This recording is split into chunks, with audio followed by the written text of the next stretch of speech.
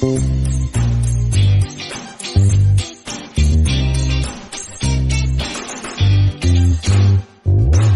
definitely been a major shift in the United States just in the last 5 years when it comes to Palestine activism.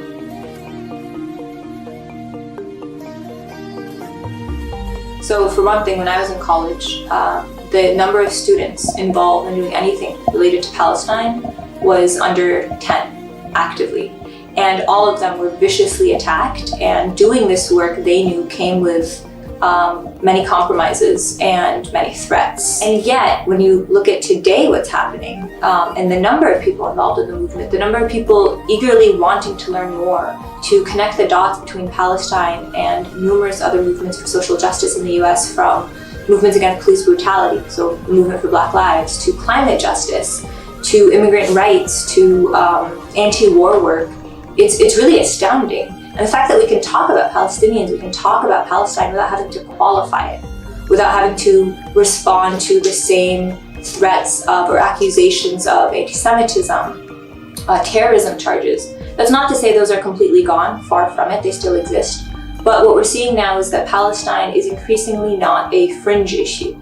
It's actually entering the mainstream, and entering the mainstream on Palestinian terms. We're seeing the words ethnic cleansing used more and more. We're seeing the words apartheid, and even settler colonialism, not quite, but I think we're moving in that direction. And the fact that this is happening in the United States, the world's largest imperial power, the world's superpower still, and Israel's main backer is really, really significant. I mean, who would have thought that on the floor of Congress, you could have members of the US House of Representatives talking about Palestine, talking about Palestinian freedom, talking about the need to end the occupation, the need to end police brutality against Palestinians. Last week, when Rashida Tlaib confronted Joe Biden on the tarmac in Michigan, I mean, who would have thought this could happen 5 years ago? So I think what the Democratic Party establishment is seeing is that they're not going to be able to go back to the status quo. They're going to have to figure something out. And it's true, they're going to do everything they can to re-establish some sort of center-right position. There are over 200 bills in the United States trying to suppress Palestine advocacy. 23% of those laws have passed. They're actually in effect. And in New York, which is where I am, Andrew Cuomo, the governor of New York, a few years ago passed an anti-boycott executive order.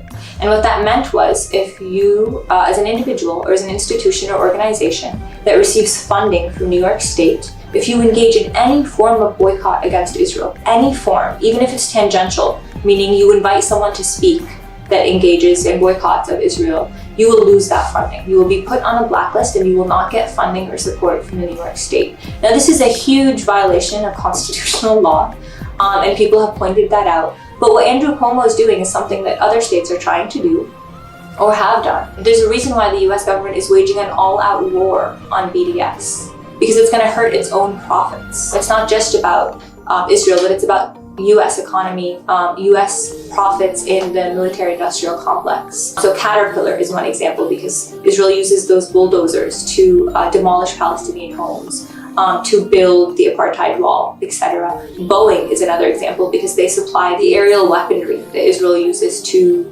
oppress Palestinians and to maintain its blockade on Gaza. All of these corporations aren't just involved in Israel. They're involved in a number of other states that are surveilling, oppressing their own domestic and indigenous populations. So Elbit Systems builds the checkpoints, the surveillance and technology on the checkpoints in Palestine, in the West Bank, between Palestinian cities.